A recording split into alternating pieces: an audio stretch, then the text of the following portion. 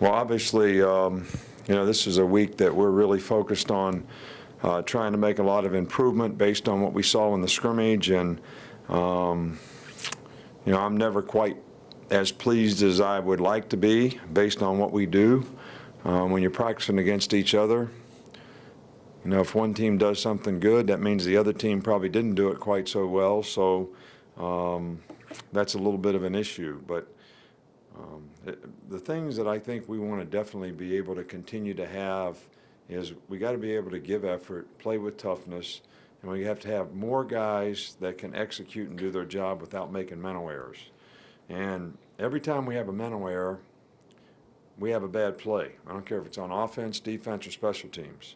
So we can control those three things. It don't take a lot of ability to be responsible, to know what to do, to give effort, that's a choice, to play with toughness, that's a choice.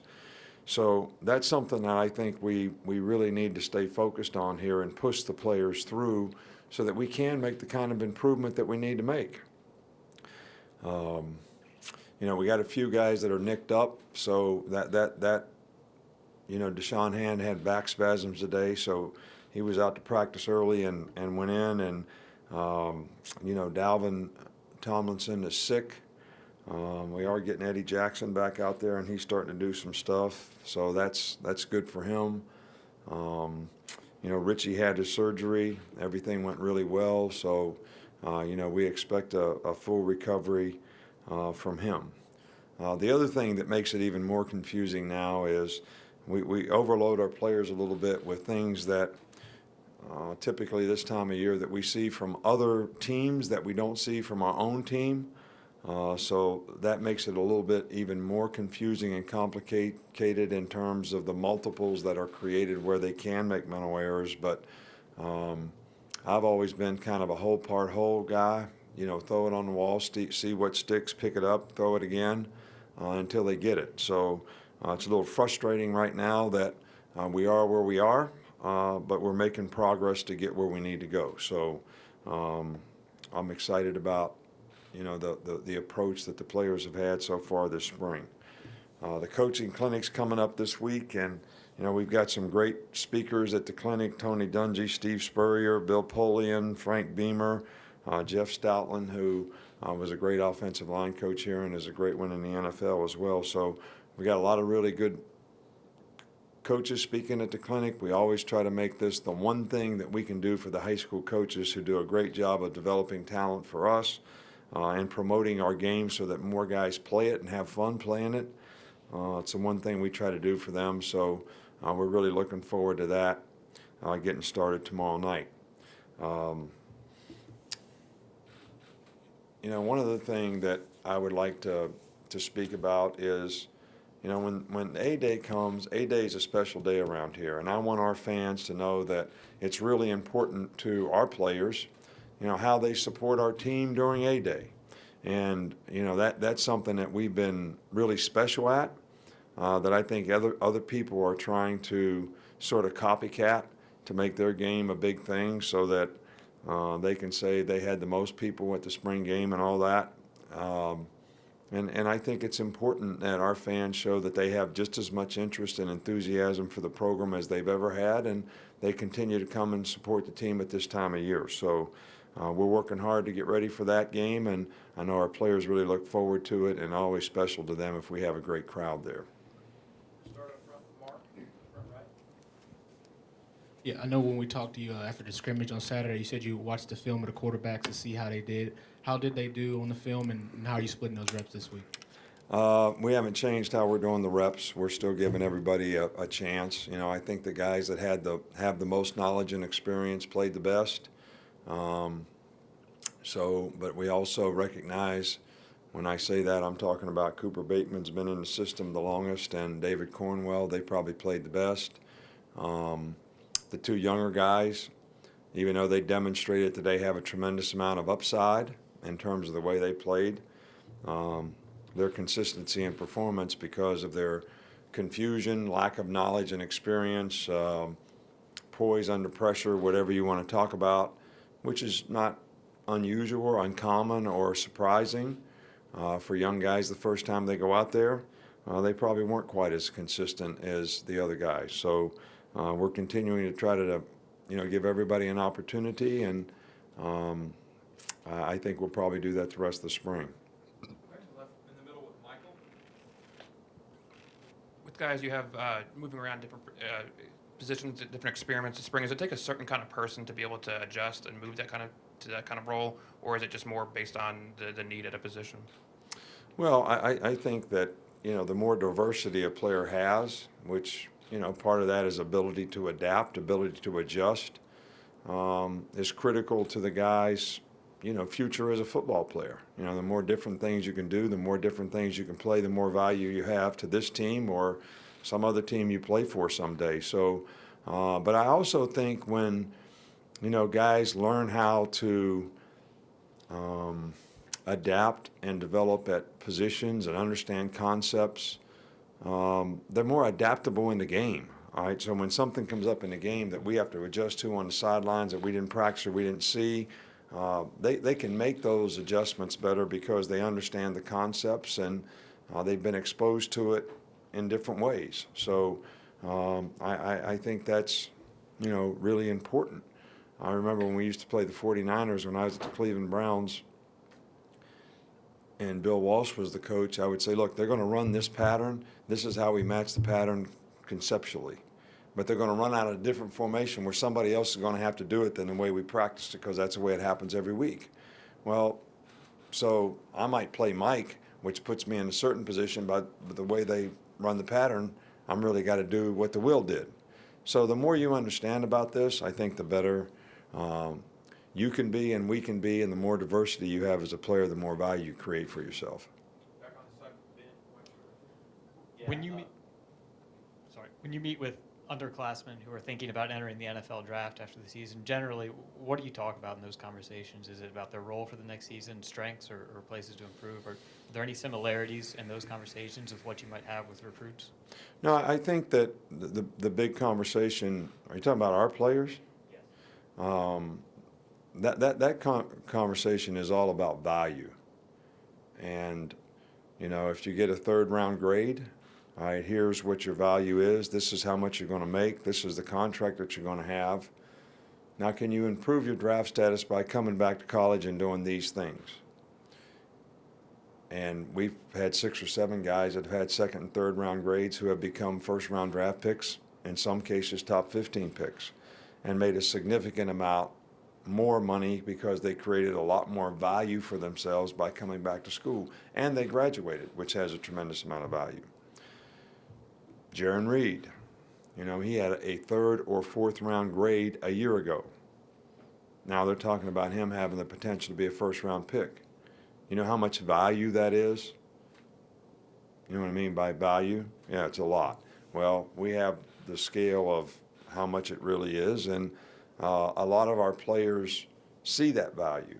I'm hopeful that more and more players and more coaches can get their players to see that, because there's far too many guys. 97 guys go out early for the draft. And you can make any excuse you want, poor family, whatever. If you're going to get drafted in a position where you don't have a very good chance to make the team and you could have created more value by staying in school, you should stay in school, because you got a better chance to support your family next year when you become a 3rd round draft pick rather than be a 5th or 6th or 7th round guy that has very little chance to make the team. So we've only had 2 guys here that went out for the draft early out of 20 that I disagreed with their decision based on their value. And I think our guys sort of have been pretty good about that. I hope we can continue to educate them in a way that them and their families understand, what they're trying to do. The other thing that, you don't understand is when you get a contract as a 3rd or 4th round pick, you are stuck with that contract for 3 or 4 years. So you can say, I'm going to go make the Pro Bowl, coach. I'm going to show them. Still get paid the same. Still get paid the same. Go back to college and become a 1st round draft pick, you make a lot more money. So you proved yourself in college, so you can't change the contract. And if the guy you're lockering next to is making 5 times what you're making and not even playing, can't do anything about that either. Far side Coach, with Xavier Marks, what are some of the different things that you feel like he brings to the table, and what does he need to do at this point just to carve out any sort of role for himself, whether it's on offense or on special teams? Well, he's really made a lot of progress and improvement as a receiver. I think that he played kind of running back most of the time in high school, and so it was a little bit of a transition for him last year to try to become a receiver. But he is very quick, very fast, has very good hands. He's not a big guy, but he can overcome all that, and he has made a tremendous amount of improvement. He's also made a lot of improvement as a returner. And I think the number one thing that if I had to say anything that he has to prove is if you're going to be in those positions as a punt returner or a kickoff returner or even a slot receiver, your ball security has to be something that everyone can depend on. And I would say that to anybody that was going to do that on our team. But he has made a tremendous amount of progress, and I think can contribute to our team in those roles next year. Two more, Kirk, and then Alex. Coach, you were talking about the you were talking about the 8-day game, and there's chatter this time of year about the possibility of teams playing other teams to end spring rather than an inter-squad game, and I wondered what you thought about it, what the positives or negatives were, and if you think that might ever happen. Well, I don't know if it'll ever happen. I think that we should do as much as we can. We are in, our players are here to get an education, all right, but I'm not naive enough to think that we're not in the entertainment business. So sometimes, when fans have interest in certain things and things that create interest for fans, maybe that's something that we should consider. Me personally, I think you get a lot more out of spring practice when you can just practice the things that you want to practice to get ready for the fall, and you don't have some game preparation that you have to get ready for because you're going to play somebody in the spring. That's just my selfish coach coming out, all right? But I'm sure the fans would all rather see that. Now, whether it's best for the players or not, which would be my number one concern, I really can't answer that. I don't know if it is or it isn't. I know one thing: when you play 15 games and you don't get finished playing until the middle of January, it takes a little time for your team to recover, and the downtime until you start up again for spring practice is, not that great. So it's a lot of football for college guys to play. Last one right here. Nick, I wanted to ask you, it's kind of a two-part question. You've been critical of satellite camps in the past. I know the NCAA is kind of ruling on the SEC's proposal this week. Has your stance on them softened at all? And is there any, if it doesn't get passed, do y'all have anything in the works already? I'm really not even thinking that it's has that much value. What would be more interesting question for you to research, and I can't answer this, but the teams that have done them, what value did it serve? How many really players did they get? They had some players commit to them, and I know some of those players decommitted, and I know they even wanted to drop some of those players when they found out that they could get better players. I love the system and the way we do it now. If everybody has a satellite camp, every player will have 62 camps to go to. I don't know how that works. The way it is right now, if a player's interested and he comes to your camp, he gets to see your campus, he gets to meet, players, gets to work with your coaches a little bit more because he's in your camp, at your place.